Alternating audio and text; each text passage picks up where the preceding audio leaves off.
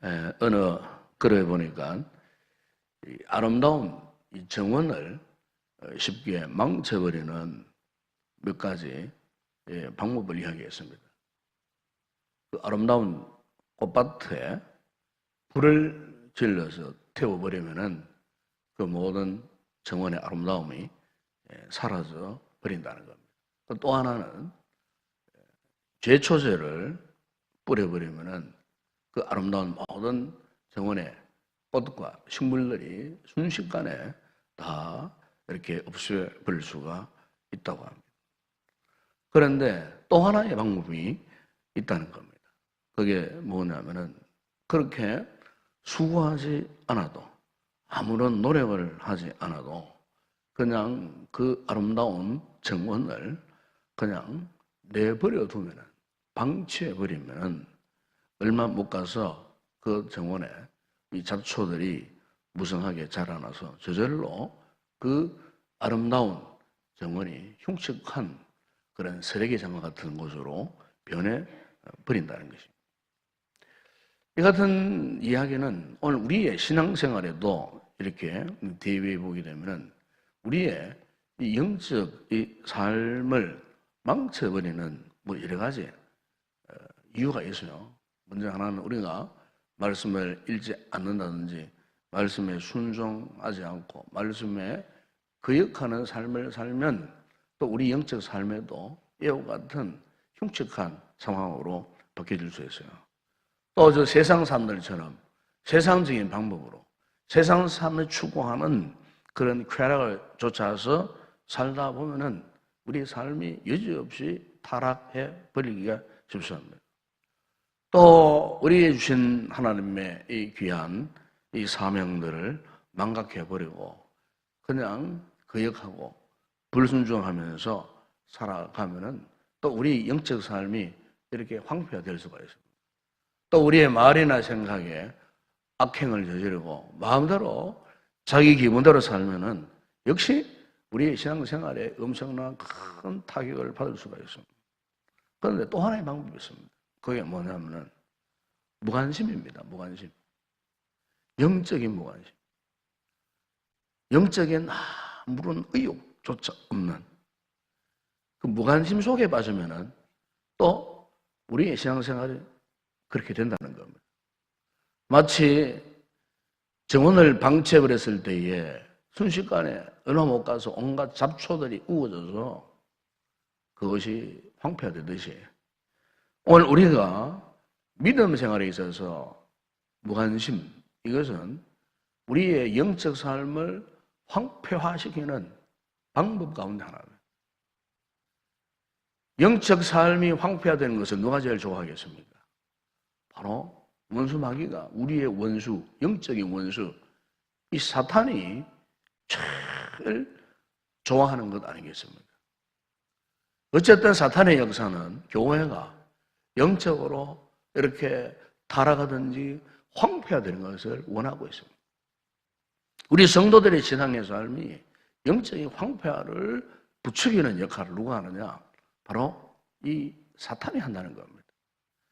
오늘 본문 누가복음 22장 다 읽지 않았지만은 31절에 보게 되면은 거기에 예수님이 지금 십자가를 지시기 전날 밤 베드로에게 아주 강력한 의저로 하신 말씀이 있는데 그 말씀의 내용이 뭡니까? 주님이 시몬은 베드로를 향하여서 이렇게 말씀합니다. 시몬아, 시몬아, 보라, 사탄이 밀가부르듯 하려고 요구하여서, 사탄이 밀가부르듯 베드로의 그 마음, 베드로의 영적 상태를 지금 밀가부른다는 무슨 표현입니까? 옛날에 우리가 이 살이나 보리나 곡류를 어떻게 합니까? 체에다 넣고 체에서 이렇게 걸러낼 때에 체를 막 흔들잖아요. 체를 막 흔들어내면서 이 찌꺼기는 버리고 알곡만 이렇게 안쪽으로 모아 놓는 그런 도구가 있지 않습니까? 마치 그것을 이야기하는 거예요. 체로 막 흔드는 거예요. 지금 원수마귀 사탄이 시몬의 이 믿음, 영적 삶을 이렇게 채로 흔들듯 지금 베드로의 이 믿음 생활 자체, 믿음을 이렇게 진짜인지 가짜인지 시험하기 위해서 베드로가 지금 그의 믿음을 지금 밀가부로 닫아. 주님께서 영적인 눈으로 보시는 주님께서 지금 베드로의 영적 상태를 보니까 마치 사탄이 지금 와가지고 유혹하는 거예요. 마음을 그냥 밀가부로. 여러분, 오늘 우리가 믿음 생활할 때, 신앙생활할 때 이가 영적인 도전을 많이 받습니다. 사탄의 유혹을 많이 받아요. 밀가부르듯. 예. 세상의 유혹에 직면해 있는 우리에게 사탄이 밀가부르듯 세상 명예의 직면에 있는 우리를 사탄이 마치 우리를 밀가부르듯 그냥 우리를 영적인 체에 올려놓고 그냥 막 흔들어대는 우리의 영적 생활에 혼란이 오도록 영적인 삶에 방향을 잡지 못하도록 혹 우리 성도들 가운데 그런 유혹 속에 있는 성도들이 있다면 이 새벽에 이 말씀을 깊이 마음에 새겨야 할 줄로 믿습니다. 우리 주님께서 지금 베드로의 마음을 보니까 마치 그런 상태예요. 영적 대혼란 속에 빠져있는 상태예요. 베드로가 어떤 사람입니까? 베드로가 정말로 주님 앞에 크게 장담했던 사람 아닙니까? 여기 있는 다른 사람들은 다 주님을 버리고 달아날지라도 저는 절대로 주님을 버릴 일이 없을 거라고.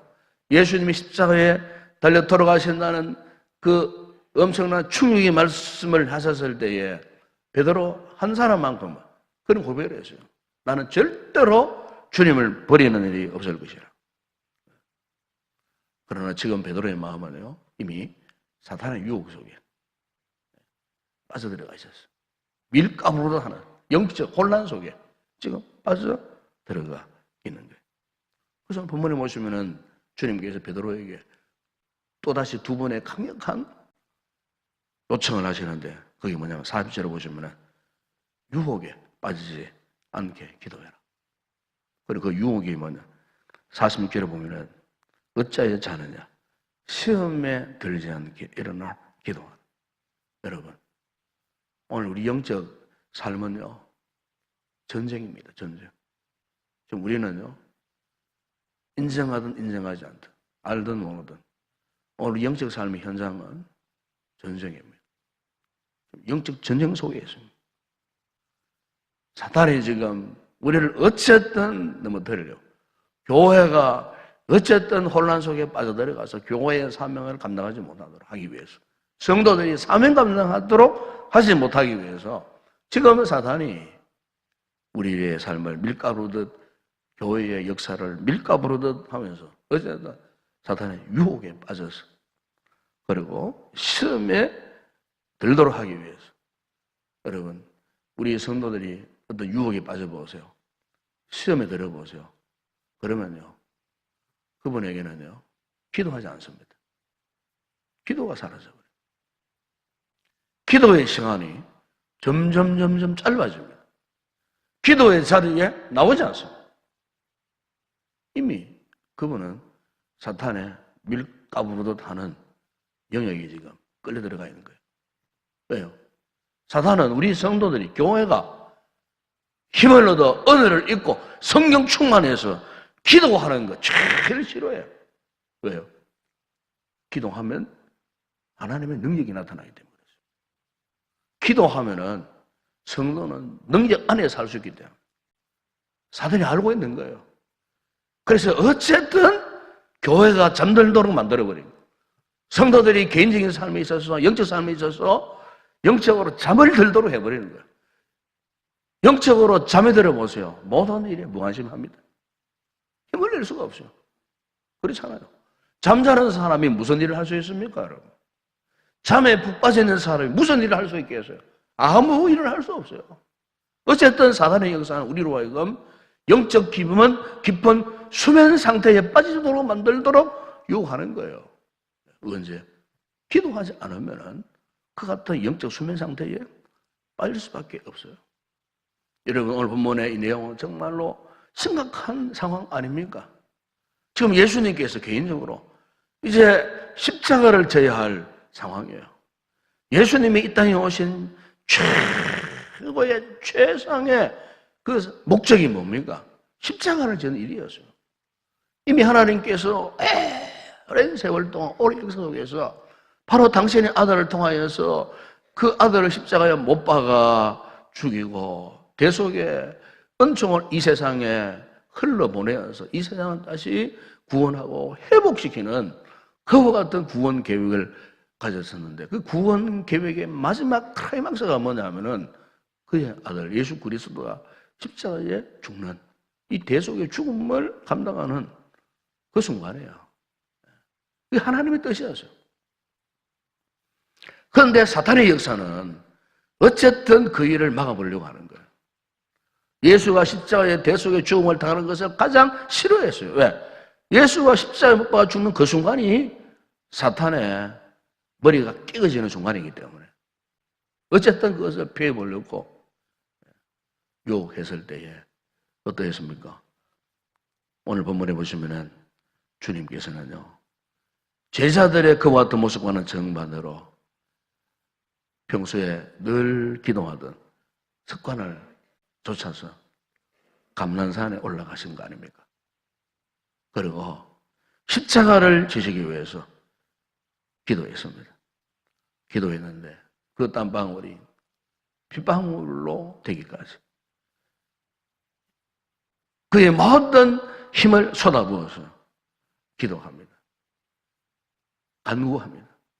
그랬을 때 여러분 오늘 본문 43절에 보게 되면은 천사가 하늘로부터 예수께 나타나 힘을 다하더라.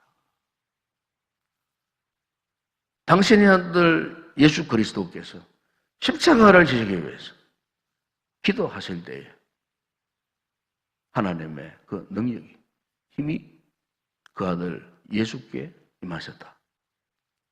왜요? 그 힘을 받아야, 그 능력을 받아야 십자가를 질 수 있기 때문에. 사는 여러분, 우리도 마찬가지입니다. 이제 우리 교회가 오늘 3월 첫째 주일을 맞이해서 전도헌신주일, 행복모임 선포주일, 그리고 이번 주간부터 모든 제자훈련, 모든 소그룹 모임이 이제 다시 재개되어집니다. 정말 우리가 해야 할 이 사명이 분명하지 않습니까? 우리가 무엇을 해야 할 것인지, 우리가 앞으로 우리의 목표를 어디에 둘 것인지 자명한 사실이에요. 그런데 이런 자명한 사실 앞에서 우리가 여전히 무기력 상태에, 무관심 상태에 있으면 어떻게 되겠습니까? 교회가 의욕을 상실한 채 그저 재난날처럼 오늘도 내일도 그렇게 아무런 힘도 능력도 바라지 못한 채 무력하게 그렇게 우리가 하루하루를 교회가 지난다면 이 교회가 어떻게 되겠습니까? 아마 사탄이 제일 좋아하는 영적으로 가장 나약한 상태. 그 상태에서 우리는 옴짝달싹하지 못하는, 사탄의 결박에서 노임을 받지 못한 채 사명도 감당하지 못하고 하나님의 영광을 드러내지 못하는 그런 공동체가 된다면 어떻게 되겠습니까? 여러분 개인적으로도 마찬가지예요. 개인적으로 우리가 해야 할 사명이 있는데 영적인 그 열정을 잃어버린 채 무관심 속에 빠져 있다면 누가 제일 좋아하겠습니까? 요즘 사단이 제일 좋아합니다. 여러분 요즘 우리 주변 환경을 돌아보게 되면 영적 환경이 지금 굉장히 지금 위태위태합니다. 위태위태합니다. 지난주가 며칠 전에 여러분 이난 그 신천지들이요 우리 인동 일대를 그 휩쓸어 뿌렸어요. 전단지 돌리고 막 난리가 났습니다. 교회를 비방하고 교회 종교를 비방하고요. 어느 원사님이 전단지를 저한테 보내왔어요. 찍어서. 그 앞에 서가지고 전단지 뿌리고 뭐 지금 예? 그들 나름대로 이제 포교 활동을 한다 그 말입니다. 그런데 교회가 지금 이런 상태를 심각한 상태를 보지 않는 거예요. 성도들이 이런 상태를 심각한 상태로 보지 않는 거예요. 이단들은 소위 말하는 포교가 제대로 잘 이루어져 가지고요. 지금 날이면 날마다 지금 뭐 이런 표현하면 이상하지만 부흥되고 있어요. 이단들은 지금. 반대로 건강한 교회, 정말로 말씀을 사랑하고 복음을 사랑하는 주님의 사명을 감당하는 교회들은 점점 쪼그라들고 있어요. 얼마 전 통계 보니까 우리 한국 교회가 1년에요. 3,000개 교회가 사라지고 있다 그래요. 3,000개 교회가. 3,000개, 여러분, 1년에 3,000개 교회 사라집니다. 그리고 대학 캠퍼스 복음화율이 6.8%밖에 안 됩니다. 6.8%. 초중고 복음화율이 6%밖에 안 됩니다, 지금. 주일학교가 없는 교회가 60%입니다. 10개 가운데 6개가 지금 주일학교가 없어요. 최근의 통계입니다, 최근의 통계. 정말 우리가 심각한 상태에 지금 놓여져 있습니다. 지금 사탄이 지금요, 밀가부르듯 지금 교회를 지금 채에 넣고 까부르고 있는 거예요. 어쨌든 이 사탄의 최고의 유혹 시험은요, 교회가 지금 시험에 빠지고 유혹에 빠져가지고 교회가 분열이 되어지고 영적으로 그냥 고난 잠을 자도록, 더 이상 힘을 쓰지 못하도록. 여러분, 오늘 우리 영적 현실을 분명히 직시해야 됩니다. 이런 상황 속에 우리 교회가 해야 할 일이 무엇이겠습니까? 자다가 깨어 일어나야 될 때 아니겠습니까? 베드로전서 5장 8절에 사도 베드로가 이 같은 영적 상황을 뼈저리게 경험했잖아요. 사탄의 유혹에 시험에 빠져가지고 예수 그리스도를 부정하고 부인하고 저주하는 엄청난 싫은 시험에 빠졌던 그가 훗날에 이런 고백을 하지 않습니까? 근신하라, 깨어라. 너희 대적 마귀가 우는 사자같이 들어다니며 삼킬 차를 찾나니. 여러분, 우리가 기도하지 아니하면 사단의 밥이 될 수밖에 없습니다. 그나마 우리 교회는 어쨌든 복음을 전하기 위해서 모든 목회 계획, 목회 방향, 목회 비전이 한 곳에 지금 모아져 있습니다. 반복적인 일이어서 우리 성도들이 혹 타성에 젖을 수도 있어요. 기도하지 않으면 타성에 젖습니다. 기도하지 않으면 억지로 끌려올 수밖에 없어요. 그래서 우리가 이 삶을 감당할 수 없어요. 이 교회를 바로 세워갈 수가 없어요. 능동적인, 열정적인 기도의 의욕, 기도의 자세가 다시 이 새로운 계절에 반드시 회복되어져야 할 줄로 믿습니다. 우리 가슴이 뜨거워져야 됩니다. 복음으로, 영적인 은혜로 우리의 심령 중심이 지금 불타 올라야 됩니다. 그러기 위해서는 기도해야 할 줄로 믿습니다. 기도해야 됩니다. 기도해서 하나님 앞에 은혜를 입고 기도해서 성령의 충만한 은혜를 입어야 돼요. 주님께서도 기도하다가 하나님이 주시는 힘을 공급받았을 때에 그토록 무서웠던, 저주스러웠던 그 십자가를 지셨잖아요. 우리도 마찬가지예요. 우리도 이 사명의 길을 가기 위해서는 기도해서 하나님 앞에 은혜를 공급받아야 돼요. 성령의 그 능력을 입지 않으면은 절대로 우리가 이 길을 갈 수 없어요. 오늘 저는 우리 성도들에게 다시 한번 간곡히 간청합니다. 이 3월달 앞으로 우리가 해야 할 일들에 대해서 집중하십시다. 집중력을 가집시다. 세상에 뭐 다른 것에 흩은 곳에 우리가 에너지를 낭비하고 소비할 그런 여유가 없어요. 정말 우리가 교회가 해야 할 일에 우리 모든 성도들이 총력을 해서 기도하고 전도하고 말씀에 순종해서 사명 감당하는 이 일에 우리가 총력을 기울이는, 이렇게 할 때 원수마귀의 세력이 우리 앞에 끼어지는 그런 놀라운 역사가 일어날 줄로 믿습니다. 아마 여러분 잘 아시는 이야기 가운데 마틴 루터가요, 이 종교 개혁을 하다가 큰 절망감에 빠졌잖아요. 절망감에. 그 당시에 이 로마 카톨릭, 이 천주교의 이 권세가 그야말로 하늘을 찌르듯 했습니다. 그 당시에 이 천주교는 세상 정부 위에 군림했습니다. 그러니까 이 교황이 각 유럽 대륙의 나라의 그 황제들을 좌우지었어요. 교황의 인준을 받지 않으면은 그 어느 나라에도 황제를 함부로 세울 수 없는, 교회가 그야말로 세상을 다스리고 군림하는 이 영적 다스림이 아니에요. 정치적 다스림을 감당했어요. 정치적 다스림을 했을 때에 그 교회가요, 다 타락해버렸어요. 그래서 이 타락한 교회를 개혁하기 위해서 이 마틴 루터가 생명 결고 거기에서 뛰쳐나왔지만은 감당이 불감당이었어요. 왜냐하면 워낙 그 가톨릭의 그 권세의 위세가 등등했기 때문에 몇몇 사람의 힘으로는 감당할 수 없는. 그래서 이 루터가 완전히 절망 상태에 포기 상태에 빠졌는데 방문을 걸어 잠그고 그래서 절망 상태에 요시부동 한 상태에 있었는데 그때 그 아내가요 방문을 활짝 열고 루터의 방 안으로 걸어 들어갔어요. 깜짝 놀라서 보니까 그 아내가 까만 소복을 입고 서 있는 거예요. 상을 당했을 때 입는 소복을 말하는 겁니다. 루터가 깜짝 놀라서 누가 죽었느냐고 하니까 그 아내가요. 당신이 믿고 당신이 신뢰했던 하나님이 죽으셨다고.